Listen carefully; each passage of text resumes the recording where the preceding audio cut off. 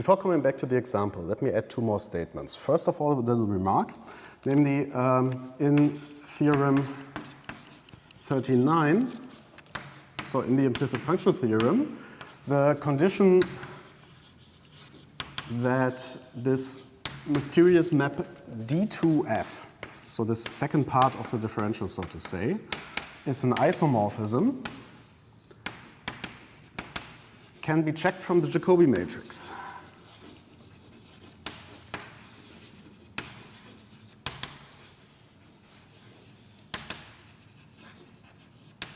Of F, of course. Of F. Okay, how's that? We can see that D2F in AB, if we take a look at how matrix multiplication works and how the maps are defined there, this is part of the differential.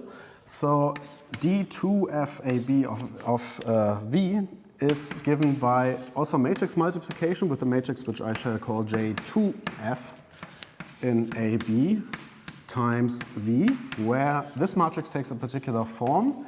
Namely, if we, I need to give names to the component functions. So F shall be F1 to Fm. This is a map to Rm. So then J2F of AB is given as follows. We just take the last columns of the Jacobi matrix. This must be an m by m matrix, and it's the following one. We start with the n minus m plus first derivative of the function f, f1, sorry, and then, yes, sorry, in AB, sorry. Okay, and the same with the other function here, so dn minus m plus 1 f2 AB, and so on to dn minus m plus 1 fm of AB. Okay, and then we just proceed until we arrive at the last derivative. So we just go from n minus m plus first partial derivative, n minus m plus second, and so on, till we get to dn f1 of AB, dn f2 of AB, and so on to dnfm of AB. Like this. And so this is an m by m matrix, and there we can now check, so to check if this is an isomorphism, we just need to check if this matrix here is invertible. So to check that this condition holds, we just need to check that the determinant of this matrix is non-vanishing. So det of J2F AB is non-zero. This is the crucial condition here for the application of the implicit function theorem. Okay, one more remark. I want to state one special case of the implicit function theorem as a corollary. Explicitly, namely the case of m equals 1. So let me just put this in parentheses. So in the case m equals 1, and now I'm just restating the implicit function theorem in that case because it becomes a bit easier to digest, I would say.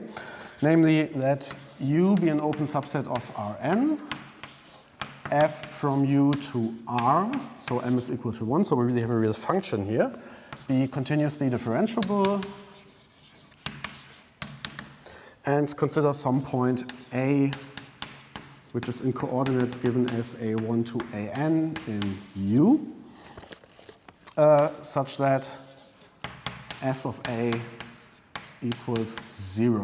So we could choose any other constant like this, but anyway.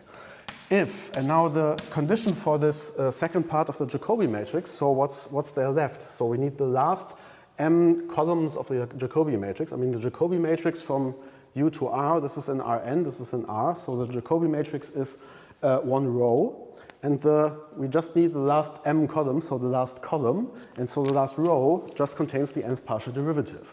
So the only condition we need to check to show that the determinant is just a 1 by 1 matrix, so all we need is that dnf in A is non-zero. If this holds, then by the implicit function theorem, so this is just the statement of this, there is an open neighborhood, open neighborhood U prime of the following, of a point I shall call A prime, which just has the first n-1 coordinates. So we can resolve everything by the we can resolve the nth coordinate by the first n-1. This is the idea here. So there's an open neighborhood U prime of A prime in R n-1 and some epsilon bigger than 0 and G going from U prime to an minus epsilon, an plus epsilon, which is continuously differentiable, such that,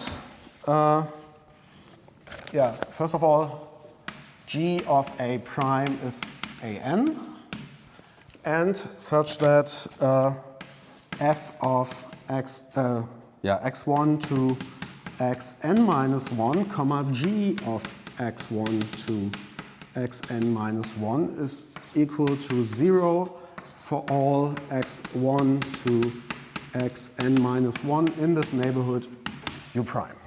So this is how we can resolve this, the nth variable, express this in terms of the first n-1 variables. Now, the differential condition that we had, so we can compute the differential of G, and since G is a function, we can just reformulate this as a gradient. Namely, what follows here is then, and this is something I will not check in detail, but this basically follows from this differential description that I had before in the implicit function theorem. The gradient of G in A prime is given by 1 over the nth derivative of f in the point A. So this would be the inverse of this second part of the Jacobi matrix, times, and now here we simply have the partial derivatives of f. The first partial derivative of f in A, the second one, and so on, until the n minus first one. So the last one is missing, so that's why it's not the gradient of f. But this is the explicit computation here, and this is how you can explicitly find that gradient. Okay, so much for that. So in the lecture notes, there are now 2 examples, and the first one I'd like to skip because the first one is basically just formalizing what we had before with the circle. So I've shown you that locally, the unit circle there, we can describe parts of it as graphs, and this can be now formally derived from the implicit function theorem, so really technically, and in this example, I just show you that this works, so that it coincides with what we get from the explicit function theorem. So this is not too exciting, so let me skip this here. Instead, I want to go back to the system of equations that I had in the beginning, and to show you how we can apply the implicit function theorem to that setting. Okay, so we had this system. This was cosine of lambda x plus lambda squared e to the y is 0, and sine of lambda x plus e to the y xy is 0. So this is star. Now, we want to use this here and express this as a map and see that this is kind of the solution set of a map. So for this purpose, we consider f from R3 to R2, where this time we label the variables as lambda, x, and y to be consistent with this, and simply containing these 2 expressions. So the first one is just cosine lambda x plus lambda squared ey, and the second one is the sine of lambda x plus e to the y xy. Okay, then, so lambda xy is a solution of the system star if and only if f of lambda xy is 0. And the idea now was that we wanted to resolve this by lambda, so to say, because we had one particular solution. So we have seen that lambda 1, for lambda equal to 1, we get pi 0 as a solution. So f of 1 pi 0 is 0, to be precise, 0, 0. So I'm a bit sloppy with this. Sometimes 0 is just the origin there. Okay, so with respect to, so with this in mind, we now want to apply the implicit function theorem. So to be able to resolve this, so here we have, before we had the situation from Rn to Rm, so here n equals 3, m equals 2. Now, we can do this as r to the 1 times r2. So the second part would be a map from R2 to R2. So in that sense, how should I explain? So, so we want to kind of, for fixed lambda, we want to see what this does to in the xy components. First of all, we compute the Jacobi matrix to see that this works. So first of all, f is continuously differentiable. It's composed of differentiable maps, and there you can always see, already see easily just that all the partial derivatives are defined and continuous. And the Jacobi matrix, let's compute this because we shall need this later on. The Jacobi matrix of f in a point lambda x y is simply given as follows. So in the first row, we have the derivatives of the first map here. So derive this by lambda. Here we get, so by the chain rule, the derivative of cosine is minus sine, and as interior derivative we get an additional x, meaning we get minus x of sine lambda x. So deriving this by x, oh sorry, I forgot the second summand here. This lambda squared e to the y derived by lambda is 2 lambda e y. Okay, deriving this by x just gives, so the second component, it doesn't matter, and the first one just gives minus, I need to write this here, minus lambda sine lambda x, and finally in the third component, so if we derive this by e to the y, this just, the first component is gone and the second one stays as it is. Okay, now for this here, the same way, deriving this by lambda leads to x times cosine of lambda x in this case, plus, so there's no lambda in here, so there's nothing. So for the second component, we get lambda times cosine of lambda x plus this derived by lambda, which is just e to the y. And for the rest here, we need to derive this by y. So this is the product rule. We have first e to the y xy y plus e to the y x, and yes, okay, so let's summarize this as e to the y x times 1 plus y. Okay, this is the Jacobi matrix here in general. Now, so for some point in R3, this means that the differential, if we just decompose this into these two parts again, by taking this as the first part and these two as the second, we get that, So we let again this d1 and d2, I let this be defined as in the implicit function theorem. I'm leaving away some details here, everything is in the lecture notes.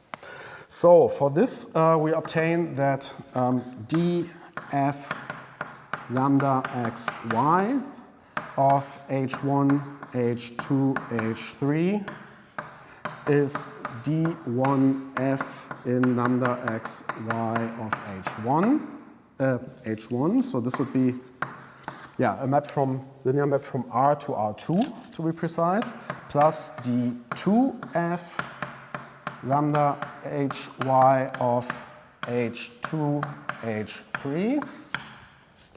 So, and here, where d2f in lambda hy, this is now given by matrix multiplication. Applied to h2, h3. This is matrix multiplication with the last two components of this, the last two columns of this Jacobi matrix. So forget about this for this part, and take this as a quadratic matrix minus lambda sine lambda x, lambda squared e to the y, lambda cosine of lambda x plus ey y times h2, h3. So, in particular, I need to erase again. So, if we apply this now in this particular point here, then we shall see that this matrix is indeed invertible. Let me erase and then we will do this. So, to put things short, if we now take this respective part of the Jacobi matrix and evaluate this so the last two columns of the Jacobi matrix, and evaluate them at this point here, 1 pi 0, which we have known to be a solution, then we get this, 0, 1, minus 1 pi times the vector. So here, the crucial thing is the determinant of this matrix of 0, 1, minus 1 pi is 0 times pi minus 1 times minus 1 equals plus 1, which is non-zero, which is good news, because this means d2f in the point 1 pi 0 is an isomorphism. And this was the condition we needed to apply the implicit function theorem. So by the implicit function theorem, let me abbreviate this as IFT. This is often done in theory, so this is the implicit function theorem. There exists some epsilon bigger than 0 and some u in R2, which is an open neighborhood of the point pi 0, and a continuously differentiable map, G from 1 minus epsilon, 1 plus epsilon to u, continuously differentiable, such that, first of all, G of 1 must be pi 0, so this works here for this triple here, and so yeah, that be this holds, then f of lambda g of lambda, so this now is a point in R3, this is 0 for all lambda in 1 minus epsilon, 1 plus epsilon, and we know that and for each lambda in this interval, 1 minus epsilon, 1 plus epsilon, we have the following. F of lambda x y is 0 if and only if x y is g of lambda. So we have resolved the system of equations by lambda. For each lambda we have found some expression here. So for the system of equation, this means for all lambda in 1 minus epsilon, 1 plus epsilon, there exists some, let's call this x of lambda, y of lambda, and by this, these are just the components of g of lambda in u. So that is, a unique also element in u, such that x of lambda, y of lambda, lambda, comma, x of lambda, y of lambda is a solution of the system that we started with, is a solution of this system of equations star. This is what we've shown here. So here we've used the implicit function theorem to show that we have these, we can really find such solutions for each lambda, and also g is continuously differentiable, so these x and y as component functions are continuously differentiable as well. So not only can we find solutions, but they depend differentiably on lambda. So if we wiggle lambda a bit, the x and y modify in a very nice way. And again, same problem or similar problem as for the inverse function theorem. We don't have, at this point, we don't have this epsilon and u explicitly, but if we kind of trace back the proof and kind of use some, use some machinery there and kind of unwind everything, we can also use strategies to really determine these sets a bit more and to really show kind of where can we find the solutions, but this is then again very complicated. This is not that easy. Okay, and here also as well we can compute approximate solution solutions via Taylor's theorem. And here we can now, at this point, use that this implicit function, which is this function g here, that the differential of this can be computed by this formula from the differential of f. And so this means, so we can compute the derivative and then apply the Taylor's theorem to this map G and take only the first Taylor polynomial, only involving the derivative of G, which we can compute from the derivative of f. In this case, f is given concretely, so we can really do some computations. But this is a bit long, so let me skip this put this into the lecture notes. There is a detailed computation of how to compute such solutions in the end. Okay, this is everything I want to tell you about the implicit function theorem. There's one more section in the lecture notes, and since I'm running out of time, I think this week was the final week, I'm already way over time with the videos. Let me just give you notice of the last section in the lecture notes. This is the 18.4, the Lagrange multiplier theorem. And I'm a bit unhappy with myself that I didn't make it in time to discuss this theorem with you, because this is really important.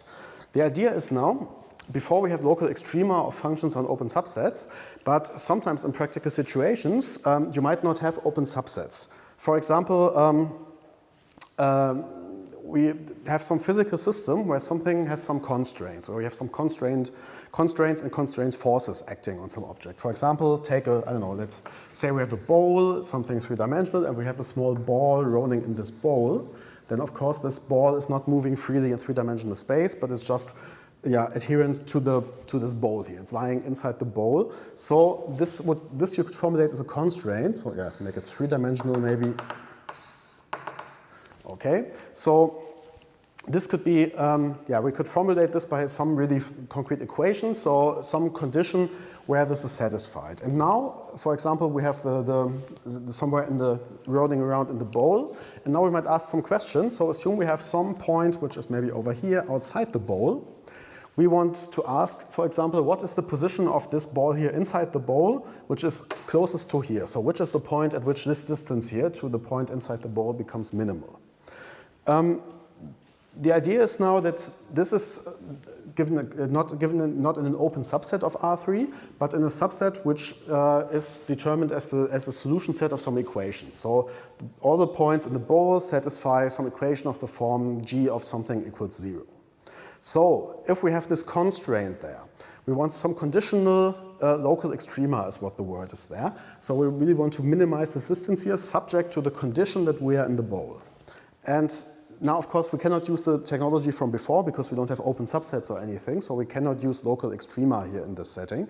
But we can use this notion of conditional local extrema, and this is formalized in the Lagrange multiplier theorem. This is really important, in particular in Lagrangian mechanics, so this Lagrange formalism or classical mechanics, where you can really use these Lagrange multipliers to do just that, what I just described. So the idea is really that you can express all kinds of constraints and constraint forces acting on an object or a particle. Just encode this like that, and then really find out some kind of what's, so basically also express constraint, if you have several constraint forces and from several directions or something, how they interact and what's kind of the total constraint force in there, and what does this have to do with the local extrema there subject to some condition. This is what the Lagrange multiplier theorem does. And the Lagrange multipliers are values which express some strengths or forces in Lagrangian mechanics. So I've written a detailed section of this in the lecture notes, and so I recommend you to please go to the lecture notes and study this at some point, because this is really interesting and important for you. And I was just a bit too slow because, there was a lot of material in this semester. Okay, this is it. This is the final video of Mathematics for Physicists 2. Thank you all for your attention, and if you're still with me, if you still followed all the videos, you were really brave, because this was really a tough course, I would say. It was a lot of material. It was, the curriculum of this course was really tough, but I really had to go through everything so somehow in one semester, and I'm still missing time to do, for example, Lagrange multipliers, so this was really a lot.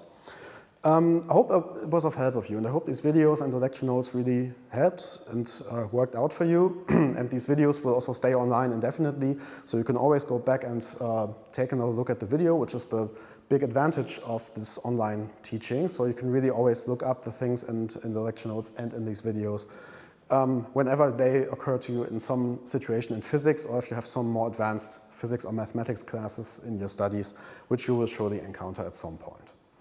The disadvantages of online teaching are basically obvious, and also the evaluation of this course showed that some of you are really quite discontent with online courses in general, because of course you're all sitting alone on your own, and you're of course from all kinds of different countries. So it might be also either you are in this new town and everything was closed and you couldn't meet anyone or something, which must be really tough. I can only imagine what this must feel like. And also, if this is not the case, but I don't know, if you're still, I don't know, living at home in your room with your parents or something, and you don't feel like you're really studying because it's kind of, you don't have the independence yet. That's kind of usually attached with studying at a university, having your first own apartment, your own room or something. And this is something that must be really, drowning on you, I guess. And also, I mean, doing everything online, watching videos after videos and conferences after conferences, and sometimes I think this is just, definitely I am, and so are you probably also lacking the interaction of teaching, the discussions with you and talking to you and so on. So this is really missing, and it's a problem. But somehow we made it through this pandemic time, and I hope that by now the worst part is over. I can only encourage everyone to get your COVID shot if you haven't done so yet. So I hope that there will be no new mutations, and that from the coming winter semester things will get somehow back to normal, so that some things may happen in person, that you will have in-class lectures actually, as you should have as a university student, that you are able to explore Leipzig and see the new city, meet your fellow students, and kind of learn. I think this is also important to learn things about life in general. So I hope that this will also be part of the university studies as it should be. Okay, the next semester will contain Mathematics 3, but without me, because I will be leaving the University of Leipzig, as I've already told you. So this is actually really the last time I'm speaking to you on YouTube. I thank you all for your attention. It was a great pleasure for me, and I really would have loved to talk to all of you. Maybe I can still meet some of you at some point. But I hope that you also liked it as well, and that this was really useful for you, and you will keep this in mind for your studies. Thank you for your attention. Hope to see you at some point. Otherwise, goodbye, and I wish you all the best for your further studies of physics.